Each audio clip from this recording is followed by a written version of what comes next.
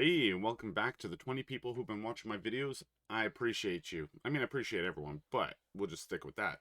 So today I want to talk about an ATIP request. Now, if we remember back in 2015, Justin Trudeau was very big on saying, hey, we're going to have the most transparent government ever. And have we seen that? Well, there's a lot of questions on that for sure.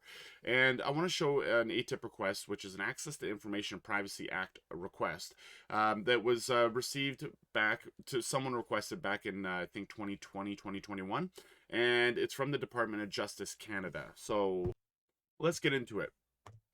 All right, so as you can see behind me, this is the request, and you can already see a redaction right in front of you. So the title is Emergencies Act Measures or Standalone Legislation Possibly Required to Address the COVID-19 Resurgence. Now, reading that title, I'm looking at that. I'm like, hey, that sounds very interesting. That sounds like something we should probably know about because, to my knowledge, there was no standalone legislation that came through that's going to be permanent. I mean, there were some amendments made to the Quarantine Act. Maybe that's what this is talking about. There were some, amendments made to other things. Maybe that's what we're talking about, but I'm not 100% sure on that, to be perfectly honest. So, but the one thing that I found interesting is that this is classified as protected B, right? So that's a security classification. So I was interested. So I went and I pulled up the Canadian government and their levels of security. So what does this mean? This means that protected B applies to information or assets that, if compromised, could cause serious injury to an individual, organization, or government. So that means that this kind of seems to me kind of like a cabinet confidence kind of thing, right? That's how it's protected. Is that if a minister didn't have cabinet confidence and said something that could be used against them in the public eye, and that's why they have it. Whether it's a dumb idea that's something that just pops in their head, they're like, well, how about this kind of thing, right? And such like that. So that's kind of what it sounds like.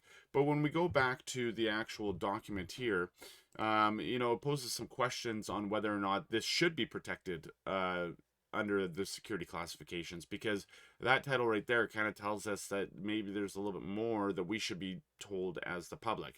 Now, you just let me know what you think down in the comments, but so this document is 7 pages, and I just wanted to go through with you so you can see what is in this document, because I'm also curious as well as you.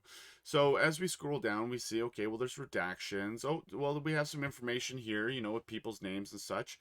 And we go down, and then, okay, well, there's some more redactions, and then, there's more redactions. We're page 3, okay, so page 4, oh, more redactions.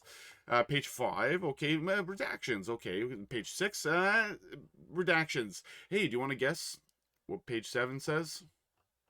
Redactions. So that's exactly what we're dealing with the government right now. So I just wanted to show you this. Now I'm thinking about putting an ATIP request back in to be able to find out if any of this ended up being unredacted, to find out more information. I also have a couple more ATIP requests I'm putting in. I'm also waiting for one that I never got confirmation on whether or not CSIS had accepted it or received it. And also, so I sent CSIS an email there the other day at pretty much the end of business day saying, hey, listen, I should have gotten this request yesterday.